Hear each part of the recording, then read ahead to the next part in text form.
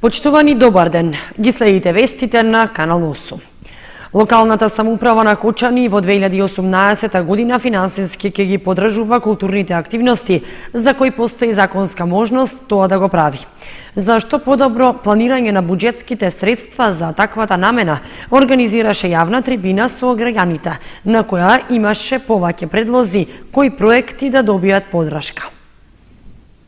Скромен интерес покажаа граѓаните на Кочани како представници на здруженија или поединци кои се активни во културата за да учествуваат на јавната трибина што ја организираше општина Кочани, а во врска со планирањето на средствата од буџетот наменети за културни активности во идната година. За разлика од сличната средба на која се зборуваше за поддршката од буџетските средства за спортот, на оваа имаше само 10 присутни, што сепак не влијаеше на квалитетот на дискусиите. Напротив, имаше одлични мислења, предлози и ставови за тоа како локалната самоуправа може да им помогне на сите кои даваат придонес за културната надградба, без разлика дали действуваат институционално или пак тоа го прават самоиницијативно. Најголем дел од дискусиите беа насочени кон обезбедувањето простор за работа и творење на младите во општината, кои се активни во областа на музиката, театарот, уметноста, книжевноста и други форми на културен ангажман. Исто така се слушнаа мислења за осовременување на постојните манифестации, но и иницијативи за нови, со кои општината и регионот би излегле од локални рамки. Според градоначалникот Илиев, мислењето на граѓаните е најдобар показател во кој правец треба да се движи соработката на локалната самоуправа со нив.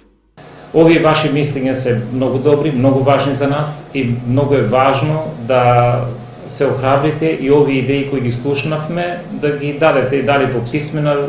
Моите соработници веќе водат и белешки. Сето тоа што го зборевте денеска ќе биде една основа за тоа што може да го вградиме како наша идеја, како наши предлози кои натаму ќе продолжат да се вградуваат и во политиката и во делот на буџетот за наредната година. Јас само можам да ве поддржувам во идеите, секако тие идеи ќе ги пренесеме таму каде што е местото, односно на советот, каде што ќе се дебатира, разговара и она што сметаме дека ќе биде прифатливо или ќе биде подносливо и за буџетот, ќе биде вградено во следната година. Илиев се согласи со дискусиите на присутните дека на Кочани му се потребни културни манифестации кои ќе бидат покомерцијални, односно нема да носат заработувачка за општината, туку ќе бидат само одржливи. Со организирањето на јавните расправи и вклучувањето на граѓаните, локалната самоуправа на Кочани ја подобрува транспарентноста и овозможува подобар увид во планската распределба на парите што се собираат во општинската каса. Градоначалникот Николчо Илиев донесе решение со кое определи негов заменик на функцијата да биде членот на Советот на општина Кочани Благој Ситновски. Замената се однесува на периодот во кој првиот човек на општината би бил одсутен или спречен да ја извршува функцијата. Градоначалникот на општина Кочани Николчо Илиев денеска донесе решение според кое членот на Советот на општината Благој Ситновски ќе го заменува за време на спреченост или отсуство.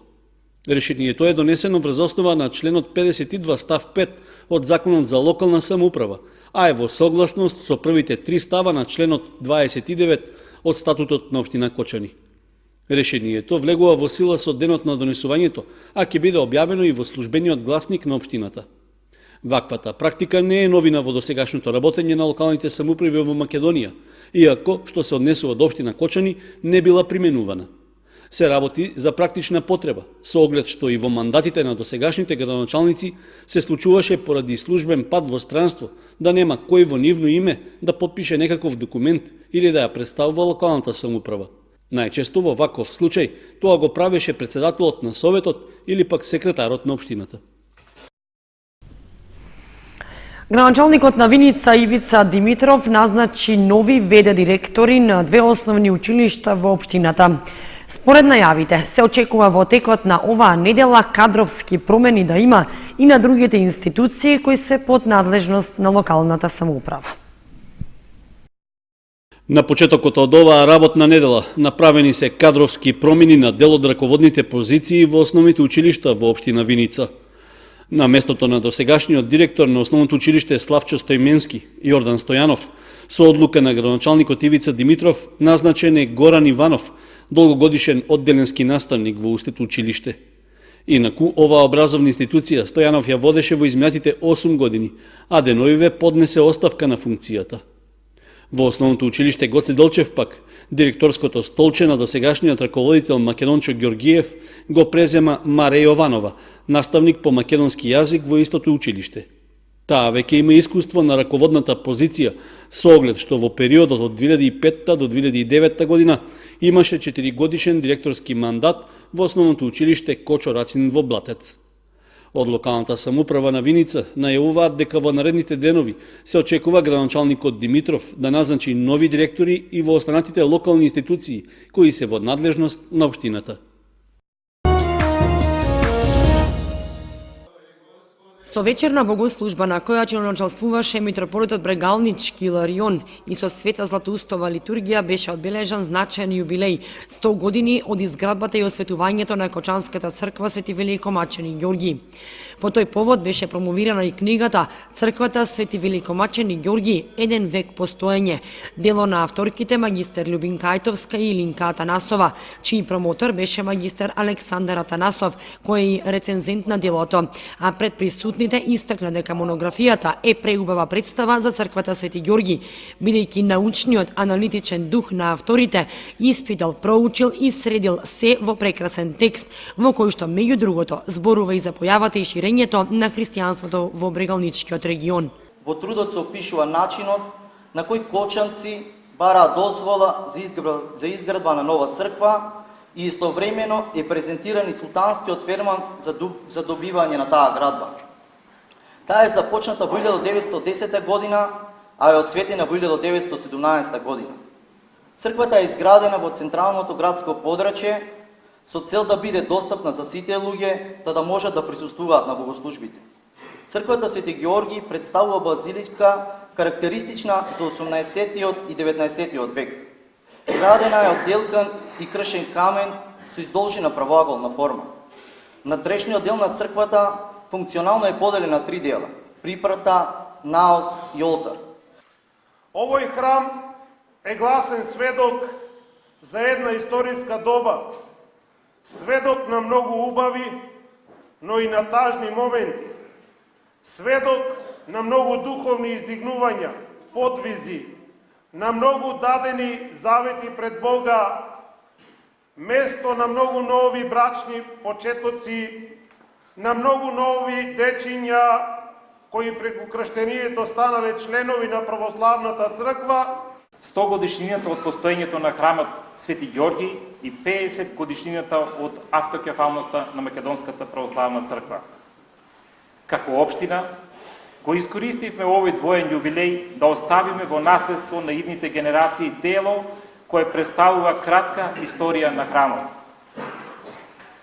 Повикувам сите да се грижиме и придонесуваме во чувањето на локалната историја, индивидуално, семејно, институционално. Тоа е вистинскиот начин да покажеме нашето родолюбие. Така ќе придонесеме во развојот на колективната меморија и сознание за минатото, сегашноста и иднината. Пред присутните зборува и авторките на делото магистер Љубин Кајтовска и Илинка Атанасова. Ги сметам за посебно почестени генерациите што можат да бидат сведоци на големи јубилеи, како што се овие, кога се одбележуваат 100 години од постоењето на храмот Свети Великомачени Ѓорги и 50 години од автокефалноста на Македонската православна црква. Ние ја имавме таа среќа да се радуваме на овие два повода, кои лично, но и институционално, како општина, ги свативме како мотив да дадеме придонес кон историјата на Кочани и на црквата. Имаме податоци дека храмот Свети Ѓорги постои барем 200 години, односно малку повеќе од 200 години. Поради тоа дадовме еден поширок хронолошки и просторен опфат во целото ова дело на улогата која што ја има христијанската црква во Брегалничкиот регион. Ова црква е веќе преполна со верниот народ и се радувам и дека на градот Кочани му треба уште светилишта. Се надевам дека во најбрзо време заедно со нашиот градоначалник и со сите вас, ќе ги осветиме, ќе ги доизградиме и осветиме ново започнатите цркви, едната посветена на Светото Благовештение Христово, а пак другата на Светото Преображение Христово.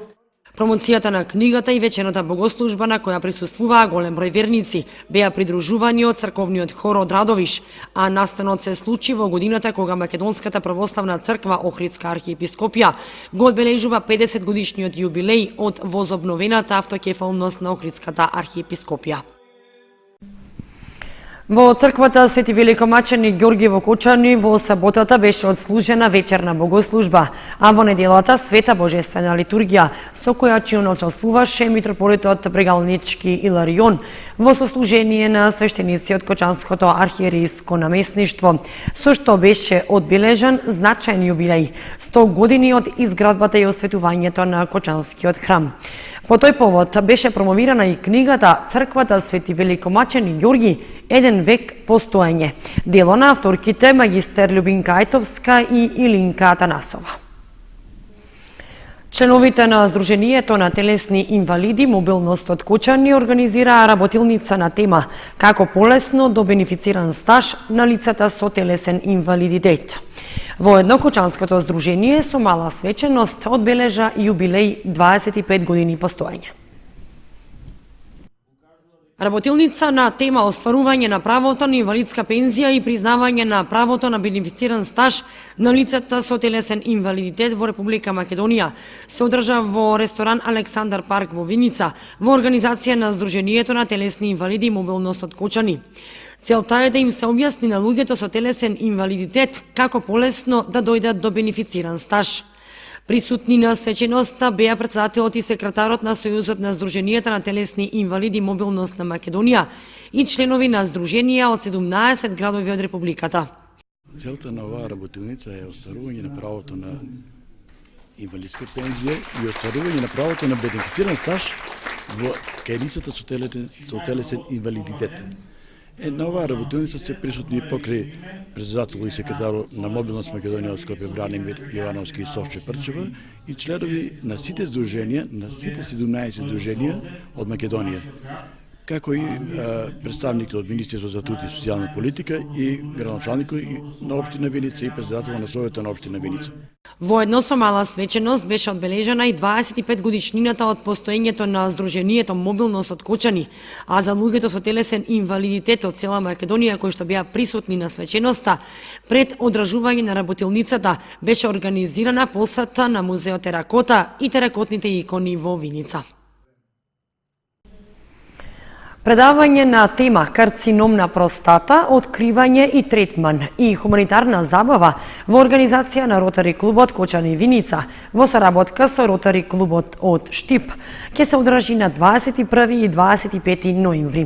Активностите се по повод одбележување на месецот ноември со цел подигање на свеста за зачувување на машкото здравје.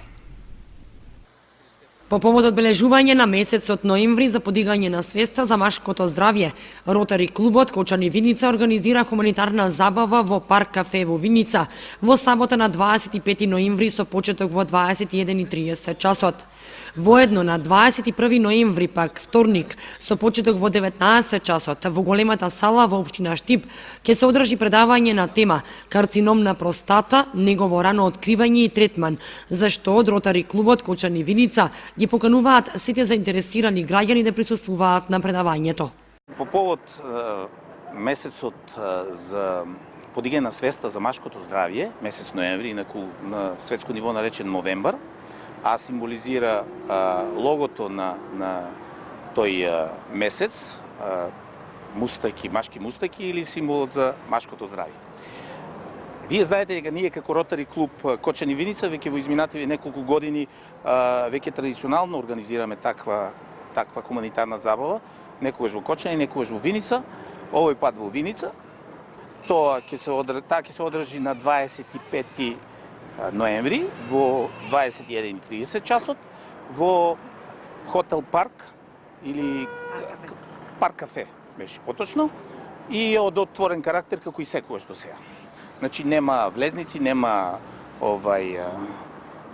Дури и затекнатите случајни гости учествуваат во таа забава. Годинава се надоградивме со неколку билборди за да го афирмираме настанок и во соработка со Ротари клуб Штип се организира и едно предавање кој ќе се одржи утре на 21 ноември во големата сала на општина Штип. Ќе предаваат еминентни доктори, доктор Здравев и доктор Филипов, инаку специјалисти уролози, на тема карцином на простата и незино рано откривање и третман. Ги повикувам сите кои се заинтересирани да добијат некоја информација повеќе и некое знаење. Тоа е исто од отворен карактер и да не посетат и да не подржат во оваа акција. Инаку карцином на простата се диагностицира кај 1 од 6 мажи, а најчесто заболувањето е без симптоми.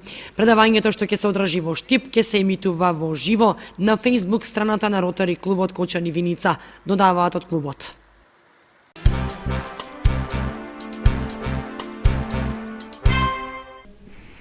Продолжуваат предавањата на Сдруженијето на пензионери на Кочани од областа на здравството. Во вторник вечер предавања во пензионерскиот клуб во населбата Тикишински Лозја. Продолжуваат предавањата од областа на здравството наменети за пензионерите од општина Кочани.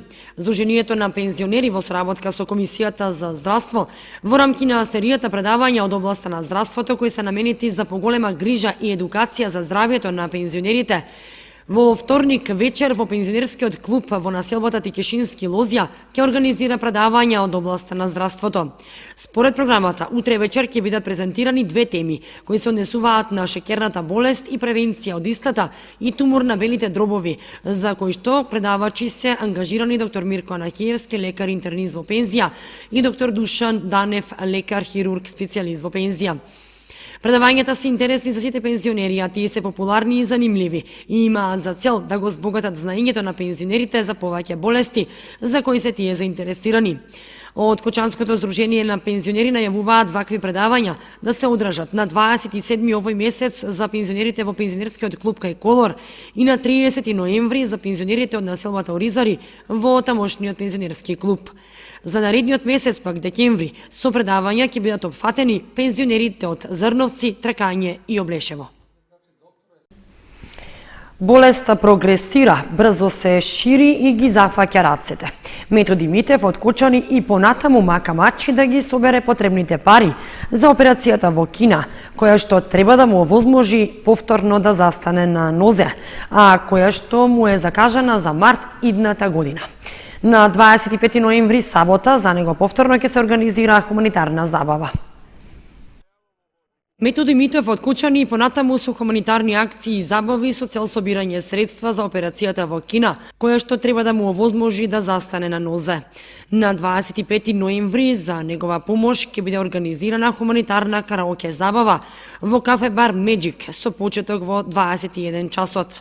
Митев ги поканува сите хумани граѓани да присуствуваат на забавата и да донираат за него. Влезот е бесплатен, а ќе се донира преку поскапа цена на пијалоците за 10 денари од стандардната. Сакам да дадам уште еден апел дека на 25 сабота ден ќе има хуманитарна забава во Меджик, во кафичот Меджик.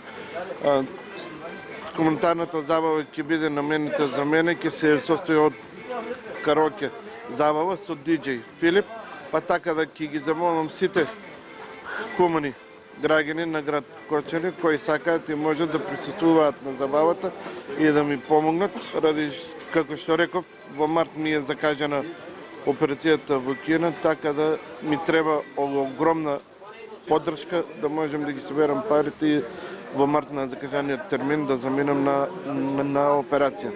Благодарам на сите. Митев и понатаму го истакнува прогресирањето на болеста и затоа уште посилно ги моли граѓаните за помош. Дополнително што лекарите од Кина операцијата му ја закажаа за март идната година и малку време му останува да собере уште 10.000 евра колку што му недостасуваат.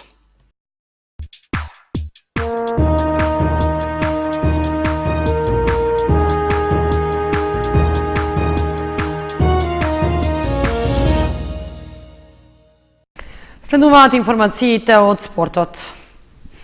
Викендов се игра редовните кола во првенствата на првата женска фудбалска лига и во втората лига Исток, при што и двете кочански екипи беа домакини.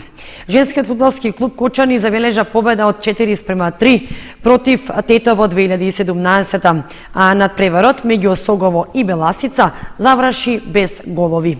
Во третата кошаркарска лига Баскет Дино доживеа пораз во Скопје против Мултишпет. Викендов се одигра 13-тото коло во првенството на втората лига Исток, во кое Осогово на стадионот Никола Мантов ги подели бодовите со водечката екипа на табелата Беласица од Струмица. Надпреварот заврши со резултат 0:0, што е доволна потврда дека домашните фудбалери успешно му се спротивставија на водечкиот тим на табелата и конечно ја запреа долгата серија од губење на бодовите. Лошата игра на жолто-сините од изминатите десетина кола овој пат не се повтори. Посебно што тие средбата ја започнаа со намера да останат непоразени, па и покрај неколкуте обиди на струмичани да го загрозат голот на Лазаров, неговата мрежа не се затресе. Добрата одбрамбена стратегија на кочанскиот второлигаш ги издржа нападите на гостите кои имаа неколку шанси за гол што не ги искористија, особено пречката во 22-та и силниот шут во 55-та минута, што го одбрани домашниот голман. Освојувањето на бодот, посебно што тоа е против лидерот на табелата, за фудбалерите на Осогово сигурно ќе значи враќање на самодовербата, иако минималното подобрување на бодовното салдо во моментот не ги поместува од последното место. Во следното коло, тие ќе гостуваат во македонска Каменица против Саса, екипа која е предпоследна и исто така прикажува слаба игра во овогодишното првенство. Во двата дена од викендот се одигра и 8-то коло од првенството на првата фудбалска лига во женска конкуренција. Женскиот фудбалски клуб Кочани беше домакин на средбата со дебитантската екипа на Тетово 2017 и победи со 4:3. Токму односот помеѓу постигнатите и примените голови најдобро зборува колку домашниот тим се намачи против тетовчанки за да дојде до бодовите. Иако уште во 13-та минута со погодокот на Петровик дојдоа во водство, што потоа го зголемија со головите на Георгиева во 14-та и Благонова во 24-та минута, тие не покажаа доволна самоувереност за да ја одржуваат предноста. Па така, тетовчанки пред крајот на првото полувреме во 34-та минута со погодокот на Емини намалија на 3:1, резултат со кој се отиде на пауза. Во вториот дел, домашните фудбалерки повторно победоа со 3 гола разлика по погодокот на Петровик во 58-та минута. И кога сите помислија дека надпреварот е решен, гостинките заиграа поофанзивно, па во 68-та минута преку Шерифи и 5 минути пред крајот со автоголот на Тодоровска го ублажија поразот. Во следното 9-то коло, ЖФК Кочани ќе гостува во Велес против третопласираниот Борец. Во третата кошаркарска лига во неделата се одигра 5-то коло во кое Баскет Дино во Скопје се сретна со екипата на Партизан Мултишпет и загуби со 89:83. Иако во текот на целата средба резултатот бил скоро изедначен со кош 2 предност на едната или на другата екипа, сепак на 13 секунди пред крајот момчињата на тренерот Сашо Лазаров не ја искористиле шансата да постигнат 3 поени, па домакините во контранападот ја обезбедиле победата. Со освоените 8 бода, нашите кошаркари го делат третото место со Велешки Борец, а во следното коло на домашен терен го пречекуваат тимот на Дамвер од Гостивар. Во младинската М14 лига пак, Баскет Дино како гостин ги освои бодовите во Скопје, победувајќи го Работнички со 63:51.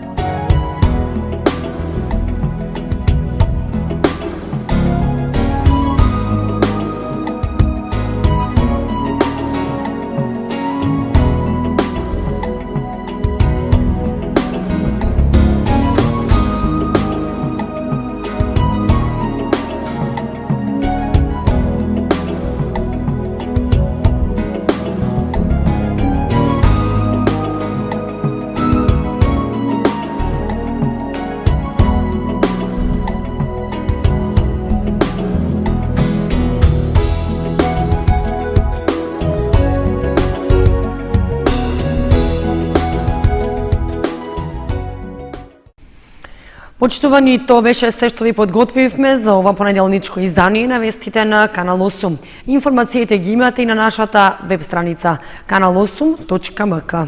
Довидување.